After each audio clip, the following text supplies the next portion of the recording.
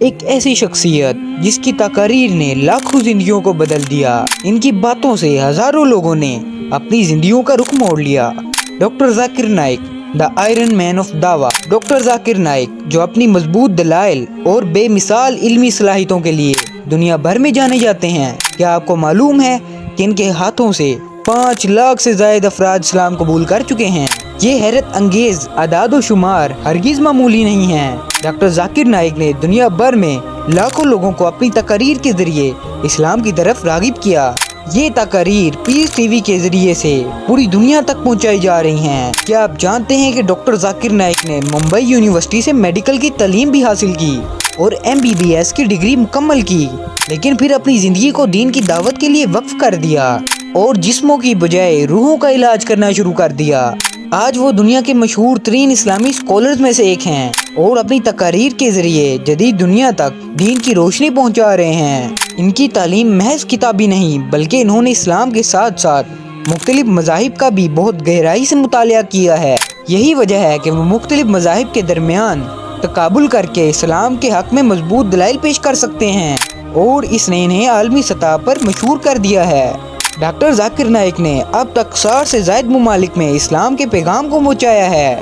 ان کی دعوتی تقاریر اور مباحثوں نے دنیا میں لاکھوں لوگوں کو متاثر کیا ہے۔ ان کے سب سے بڑے پروگرام جس میں 2012 کی پیس ٹی وی کانفرنس شامل ہے، جس میں لاکھوں لوگ موجود تھے اور ہزاروں افراد نے ان کی تقاریر سن کر اسلام قبول کر لیا۔ لیکن کیا آپ جانتے ہیں کہ ڈاکٹر ذاکر نائک کو اپنے ہی وطن سے جلا وطن کر دیا گیا تھا؟ 2016 میں بھارت کی حکومت نے ان پر دہشت گردی کے الزامات لگائے اور ان کی تقریریں بنیاد بنا کر ان پر الزام لگایا کہ وہ انتہا پسندی پھیلا رہے ہیں۔ حالانکہ ڈاکٹر ذاکر نائک نے ہمیشہ ان الزامات کی تردید کی ہے اور کہا ہے کہ ان کا پیغام صرف امن اور بھائی چارہ ہے، پھر بھی انہیں بھارت چھوڑنے پر مجبور کر دیا گیا۔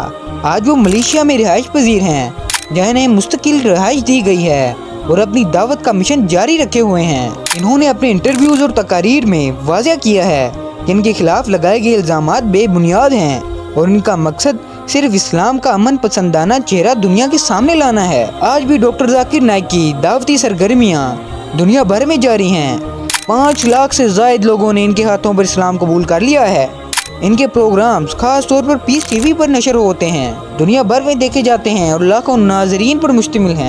کیا آپ کو معلوم ہے ڈاکٹر ذاکر نائک کی کتابیں اور لیکچرز 20 سے زائد زبانوں میں ترجمہ ہو چکے ہیں؟ ان کی تقاریر صرف مسلمانوں تک محدود نہیں، بلکہ دوسرے مذاہب کے لوگوں پر بھی ان کا کافی اثر ہوتا ہے اور وہ سچے دین اسلام سے متاثر ہو کر اسلام قبول کر لیتے ہیں۔